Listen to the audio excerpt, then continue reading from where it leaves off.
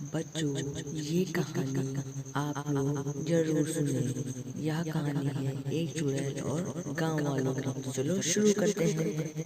एक गांव में एक डरावनी भूतिया चुड़ैल रहती थी। वह वहां रहने वाले लोगों को हमेशा डराया धमकाया करती थी। इस बात से गांव के सभी लोग बहुत ज्यादा परेशान हो चुके थे।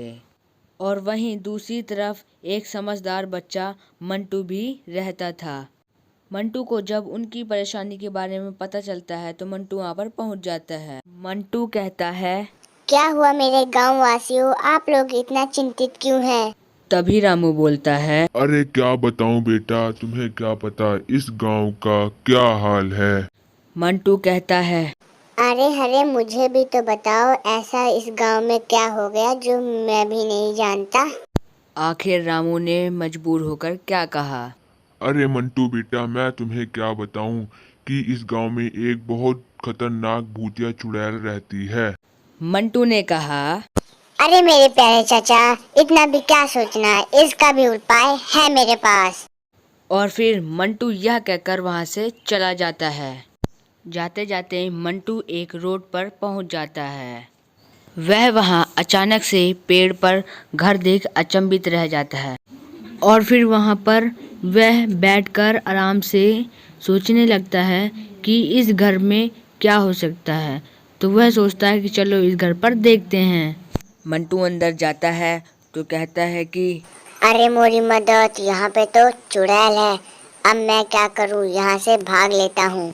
मंटू ये तो सोच ही रहा था कि मैं यहाँ से भाग लेता हूँ वरना ये चुड़ैल तो मुझे खा जाएगी। लेकिन जब तक वह चुड़ैल सोकर उठ चुकी थी और मंटू काफी घबरा गया था।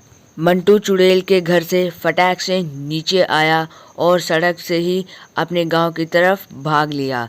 गांव में सारे लोग उसका ही इंतजार कर रहे थे। गांव में सबको उसने सारी सच्चाई बता दी। बोला, चाची, चाचा, मैं गलती से उस चुड़ैल के घर पर ही चला गया।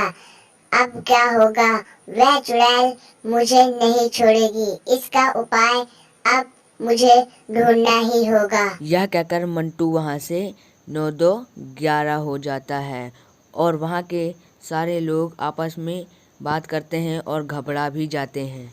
दूसरी तरफ मंटू जा ही रहा होता है, तभी वह रुक जाता है और देखता है कि उसके सामने तभी गांव के उसके चाची चाचा भी वहाँ पर आ जाते हैं और उनसे बात करने की कोशिश करते हैं। पर चुड़ैल किसी की नहीं सुनती और वह धमकी देती है कि मैं तुम लोगों को खा जाऊंगी, तो जो मैं कहूँगी तुम लोग वही करोगे। इसलिए वो वहाँ से चली जाती है। मंटू काफ़ी उदास हो जाता है। एक नदी के किनारे जाता है और वहाँ पर इधर उधर देखता है और फिर वो योगा करने लगता है। वहाँ पर लेट भी जाता है, फिर से पलथी मारकर बैठ जाता है। काफ़ी परेशान था मंटू। फिर वह घर चला जाता है। घर पर जाकर लेट जाता है और सो जाता है। अगले दिन जब वह सुबह सुबह कहीं जा रहा था तब फिर से वही चुड़ैल रास्ते में मिलती है और इस बार चुड़ैल मंटू पर फुल हमला कर देती है। फिर मंटू ने अपनी एक किक बजाई और चुड़ैल को दूर फेंका। फिर मंटू और उस चुड़ैल में करीबन 1 घंटा युद्ध हुआ। फिर वहाँ के उसके चाची चाचा आ गए और उन्होंने देखा कि मंटू को चोटें आई थी और चुड़ैल को मार दिया। फिर वह लोग खुशी खुशी रहने लगे और उन्होंने चुड़ैल को मारकर खूब डांस किया। तो बच्चों, इस कहानी से हमें यह शिक्षा मिलती है कि कभी भी मुसीबत से डरकर भागना नहीं चाहिए। और अगर अभी आपने हमारे चैनल को सब्सक्राइब नहीं किया तो सब्सक्राइब कर ले ताकि सबसे पहले कहानी का नोटिफिकेशन आपके पास